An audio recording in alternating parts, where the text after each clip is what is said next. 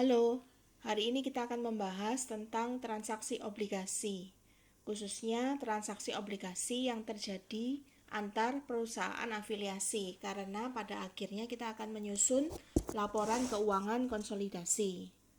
Nah, otomatis untuk memahami bab ini, Anda wajib untuk mempelajari kembali akuntansi tentang hutang obligasi.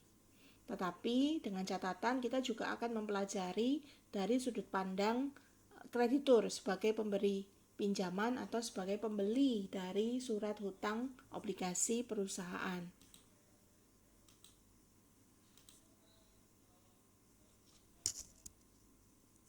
Nah, secara singkat, obligasi diterjemahkan sebagai surat utang jangka panjang atau menengah yang diterbitkan oleh pihak yang berhutang. Obligasi adalah surat hutang yang bisa dijual belikan dan pembeli akan mendapatkan bunga setiap periode tertentu. Nah, pada saat obligasi diterbitkan, tidak selalu diterbitkan sebesar nilai nominal, bisa lebih tinggi atau bisa lebih rendah. Premi akan terjadi jika obligasi dijual lebih tinggi dari nilai nominal. Dan hal ini terjadi saat tingkat bunga pasar yang ditawarkan lebih rendah daripada tingkat bunga obligasi yang ditawarkan oleh perusahaan. Nah, saat jatuh tempo, pemegang obligasi akan menerima pembayaran dari penerbit obligasi sebesar nilai nominal. Nah, otomatis ada perbedaan.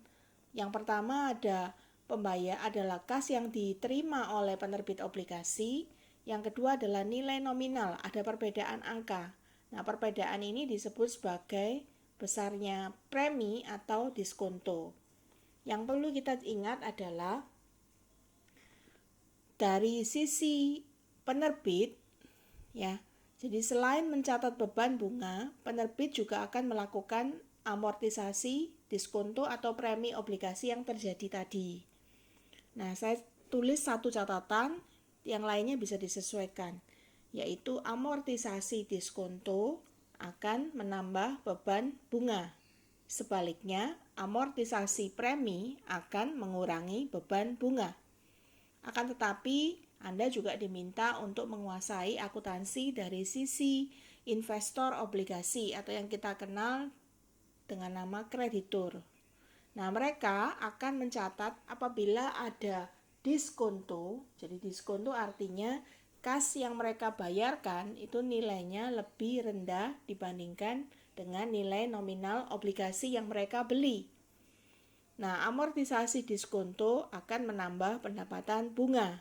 Sebaliknya, saat terjadi premi, yaitu nilai kas yang dibayarkan investor lebih tinggi dibandingkan nilai nominal, maka ada premi. Dan premi ini diamortisasi menambah pendapatan bunga. Jadi silakan dicatat dan dipelajari mengenai dua kondisi ini, apakah terjadi premi atau diskonto.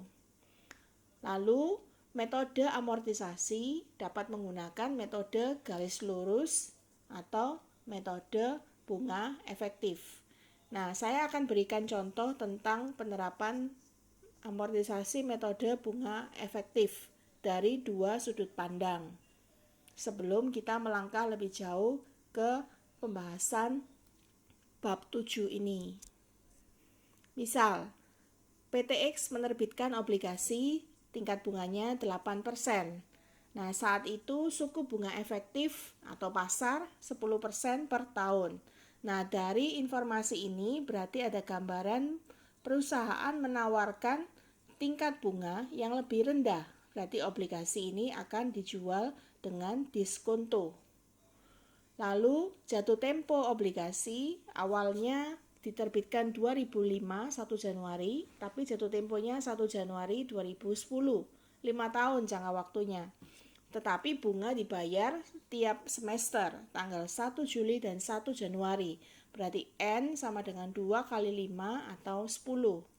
Sehingga dari perhitungan ini, Anda bisa menghitung secara manual atau Anda bisa menggunakan rumus yang saya berikan, maka nilai nominal kita masukkan di sel B2, lalu kita masukkan N10 untuk 5 tahun, berarti setingkat bunga pasar untuk satu semester adalah 10% dibagi 2. Dan tingkat bunga yang ditawarkan oleh perusahaan, tingkat bunga obligasi adalah 8% dibagi 2. Maka kita akan dapatkan present value senilai total 92.278. Nilai ini lebih kecil dari nilai nominal 100.000. Maka selisihnya kita akan catat sebagai diskonto obligasi. Nah, yang perlu Anda pelajari adalah apa jurnal di sisi penerbit. Jadi secara singkat kita membaca jawaban dari jurnal selama tahun 2005, yaitu kas diterima perusahaan senilai 92.278, hutang obligasi 100.000. Anda bisa menggunakan pendekatan neto langsung nilai obligasi 92.278. Sehingga selama tahun 2015 kita hitung saldo hutang bunga kita dari jurnal akhir tahun ada hutang bunga 4.000. Lalu pada akhir tahun ada hutang obligasi yang nilainya makin mendekati nilai nominal karena telah dilakukan amortisasi 1 tahun. Sudah lewat jangka waktunya 1 tahun. Jadi nilainya adalah sebesar 93.537 dengan metode amortisasi bunga efektif. Lalu untuk beban bunga kita mencatat nilai sebesar 4.000 ditambah 614 tambah 4.000 tambah 645. Beban bunganya adalah 9.259. Nah, karena tadi saya katakan bahwa Anda tidak hanya perlu mengetahui akuntansi obligasi dari sisi penerbit, maka kita coba pelajari akuntansi apabila Anda ini posisinya adalah akuntan dari investor yang membeli hutang obligasi PTX. Maka pada tanggal 1 Januari 2015 kita akan mencatat nilai investasi pada sekuritas obligasi PTX. Nah, jumlah yang dibayarkan adalah 92.278.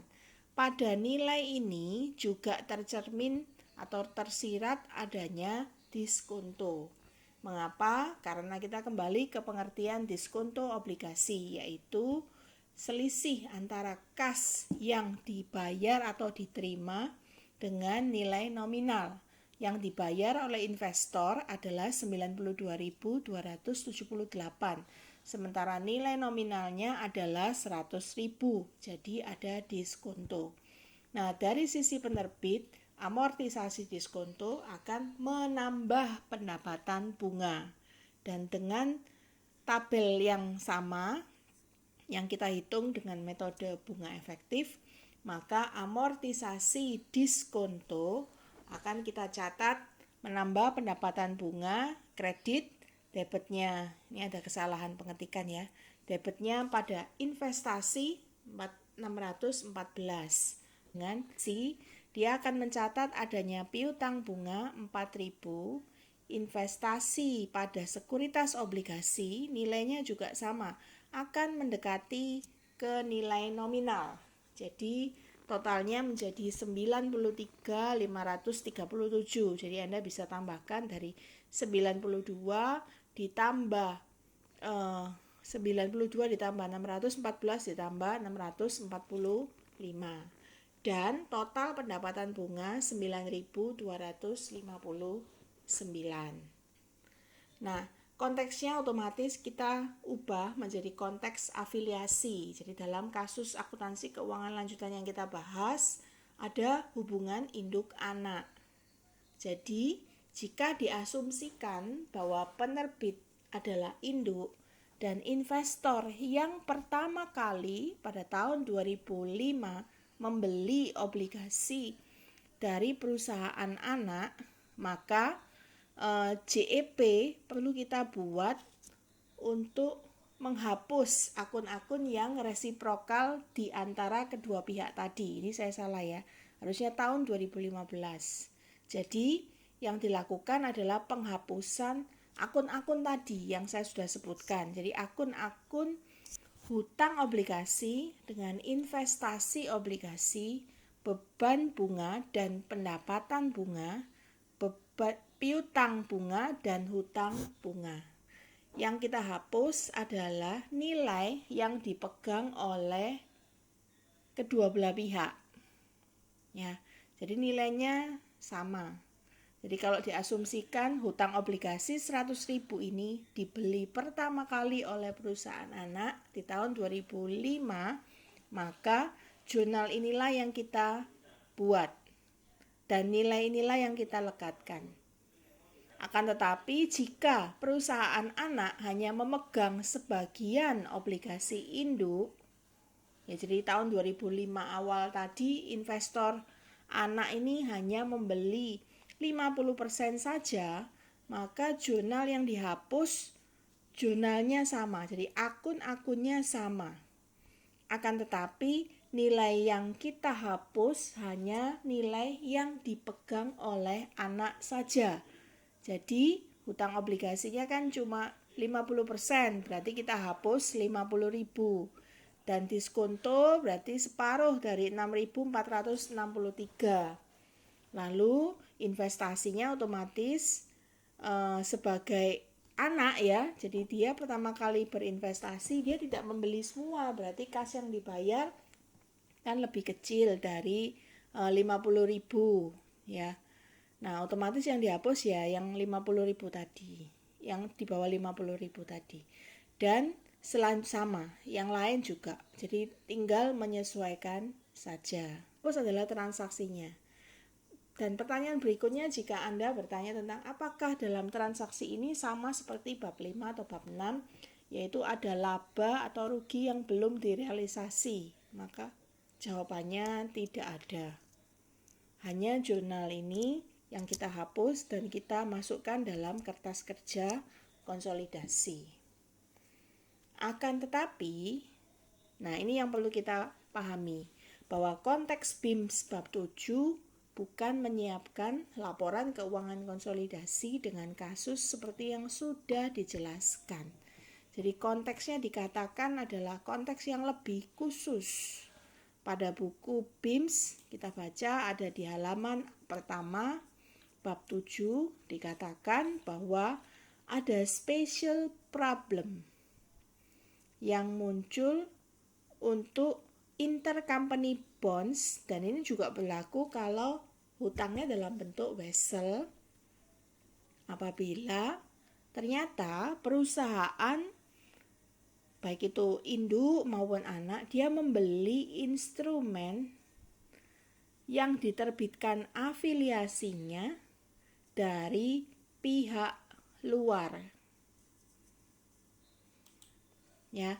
Jadi kembali ke kasus yang saya sudah jelaskan, berarti sederhananya adalah hutang obligasi ini adalah hutang induk atau hutang anak yang telah ada sebelum terbentuk hubungan afiliasi. Jadi hutang kalau dalam kasus kita, jadi PTX itu kan dianggap sebagai induk. Kemudian induk ini sudah menerbitkan obligasi pada tahun 2005. Lalu yang membeli obligasi ini bukan anak, pihak luar, entah kita tidak tahu namanya. Kemudian di satu waktu pada saat sudah ada hubungan afiliasi, katakanlah hubungan afiliasinya tanggal 1 Januari 2008. Berarti tanggal 1 Januari 2008 kan ada hubungan induk dan anak. Kemudian pada tanggal katakanlah 1 Januari 2009, nah 1 Januari 2009 ini anak membeli obligasi tersebut dari pihak luar tadi.